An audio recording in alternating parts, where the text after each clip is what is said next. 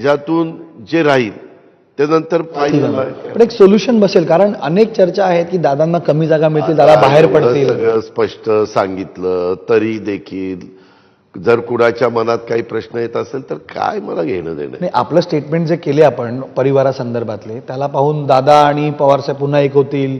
काल पवारसाहेबही म्हणाले की आम्ही एकच परिवार आहोत, राजकीय दृष्टिकोनातून नाही, पण परिवार म्हणून आम्ही एक आहोत. तर तशा चर्चा वेगळ्या वेगळ्या काढल्या जातात बाहेर. गणेशजी, तुमचा परिवार तो परिवारच आहे ना.